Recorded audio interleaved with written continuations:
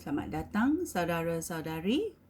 Hari ini kita mau mendengar Yesaya babak ke-37, iaitu Raja meminta nasihat daripada Nabi. Ya, pada masa itu, Nabi Yesaya adalah Nabi pada masa itu. Dan Nabi adalah orang yang menyampaikan hasrat Tuhan kepada Raja dan umatnya. Mari kita mendengar apa yang dikatakan oleh Tuhan. Ya, mari kita bermula. Yesaya babak ke-37. Apabila mendengar laporan mereka, Raja Hizkiah mengoyakkan pakaiannya kerana sedih. Baginda memakai kain guni lalu pergi ke rumah Tuhan. Baginda menyuruh Eliakim, pengurus istana, dan Stepna, setiausaha istana, serta imam-imam yang tua untuk menjumpai Nabi Yesaya, anak Amos. Mereka juga memakai kain guni. Raja Hizkiah menyuruh mereka menyampaikan berita ini kepada Yesaya. Hari ini hari penderitaan. Kita dihukum dan dipermalukan. Kita seperti perempuan yang hampir bersalin, tetapi kehabisan tenaga. Raja Asyur telah mengutus pegawai tertingginya untuk menghina Allah yang hidup. Semoga Tuhan Allah kamu mendengar hinaan itu dan menghukum mereka yang mengucapkannya. Oleh itu, berdoalah kepada Allah untuk rakyat kita yang masih hidup. Apabila Yesaya menerima berita daripada Raja Hizkiah, dia memberikan jawapan ini. Tuhan berfirman bahawa tuanku tidak usah takut terhadap orang Asyur yang mengatakan Tuhan tidak dapat menyelamatkan tuanku. Tuhan akan menyebabkan Raja Asyur mendengar suatu kabar angin sehingga baginda pulang ke negerinya sendiri. Tuhan akan membiarkan Raja Asyur dibunuh di sana. Ya. Orang Asyur mengancam lagi. Ya, ayat 8.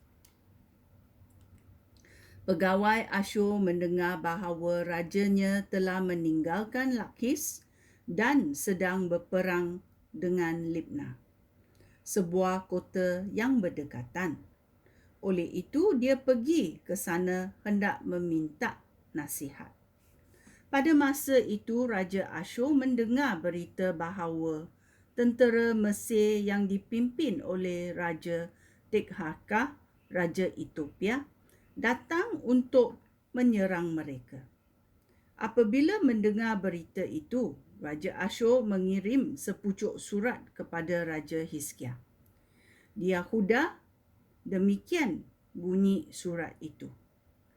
Allah yang kamu percayai telah berjanji bahawa kamu tidak akan jatuh ke dalam tangan beta. Tetapi jangan ditipu oleh janji itu. Kamu telah mendengar apa yang dilakukan oleh raja-raja Asyur terhadap setiap negeri yang hendak dimusnahkan mereka. Jangan sangka kamu akan terlepas. Nenek moyang beta memusnahkan kota Gozan, Haran dan Rezaf, serta membunuh orang Eden yang tinggal di Telasah. Tidak satu pun daripada dewa mereka dapat menyelamatkan mereka. Di manakah Raja raja kota Hamad, Arpad, Safarwaim, Hena dan Iwa sekarang. Raja Hizkia mengambil surat itu daripada para utusan, lalu membacanya. Kemudian baginda pergi ke rumah Tuhan, membentangkan surat itu di hadirat Tuhan dan berdoa. Ayat 16. Ya Tuhan, Tuhan yang Maha Kuasa, Allah Israel, Engkau yang bersemayan di atas kerub. Engkau satu-satunya Allah yang memerintah semua kerajaan di dunia. Engkau mencipta langit dan bumi. Sekarang, lihatlah hal yang berlaku kepada kami. Dengarlah segala hinaan yang diucapkan oleh Raja Sanherib terhadap kamu. Ya Allah yang hidup.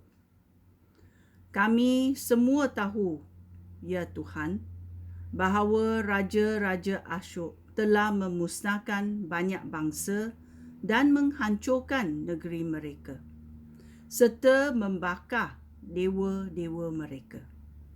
Tetapi dewa-dewa itu tidak berkuasa sama sekali, kerana hanya patung daripada kayu dan batu yang dibuat oleh manusia. Oleh itu, selamatkanlah kami daripada orang Asyur, ya Tuhan, Allah kami, supaya semua bangsa di dunia tahu bahawa Engkau satu-satunya Tuhan, Tuhan yang hidup. Perkabaran Yesaya kepada Raja, ayat 21.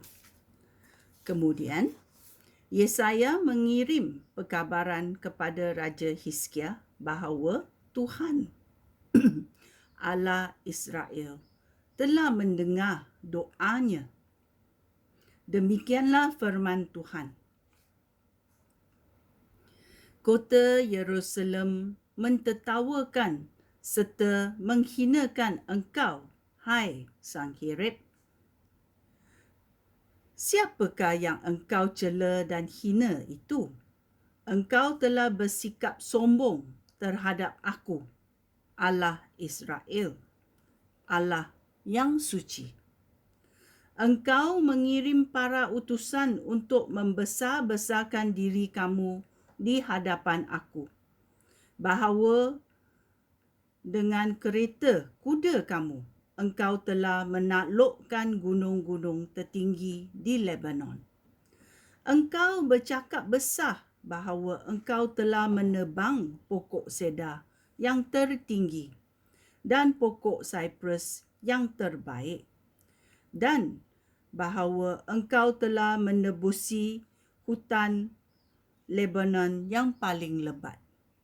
Engkau bercakap besar bahawa engkau menggali perigi dan minum air di negeri-negeri asing, dan bahawa tentera kamu memijak-mijak sungai Nil sehingga kering.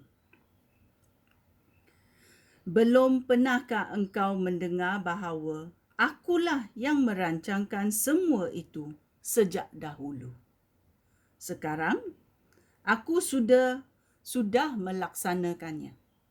Akulah yang memberi engkau kuasa untuk memusnahkan kota-kota berkubu sehingga menjadi piung-piung. Penduduk di situ tidak berdaya. Mereka ketakutan dan bingung. Mereka seperti rumput di padang, atas rumpai yang tumbuh di atas bumbung rumah, yang layu apabila ditiup oleh angin timur yang panas. Tetapi aku tahu akan segala hal kamu, segala perbuatan kamu, dan ke mana sahaja engkau pergi. Aku tahu bahawa engkau marah sekali terhadap aku. Aku telah mendengar tentang kemarahan dan kesombongan kamu. Sekarang, aku akan memasang kiat pada hidung kamu dan kekang pada mulut kamu. Aku akan menarik engkau pulang melalui jalan yang engkau ikuti ketika datang. Ayat 30. Kemudian Yesaya mengirim perkabaran kepada Hizkia. Perkara ini akan menjadi suatu tanda bagi tuanku. Pada tahun ini dan tahun yang akan datang, tuanku akan makan gandum yang tumbuh sendiri. Tetapi pada tahun berikutnya, tanamlah gandum dan anggur dan nikmatilah hasilnya.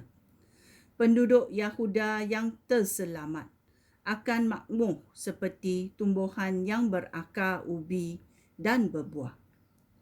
Baik di Yerusalem maupun di Bukit Sion, akan ada orang yang terselamat kerana Tuhan yang Maha Kuasa telah menentukan bahawa perkara itu akan berlaku. Inilah firman Tuhan tentang Raja Asyur. Raja Asyur tidak akan masuk ke Yerusalem ataupun melepaskan sebatang anak panah pun ke arahnya.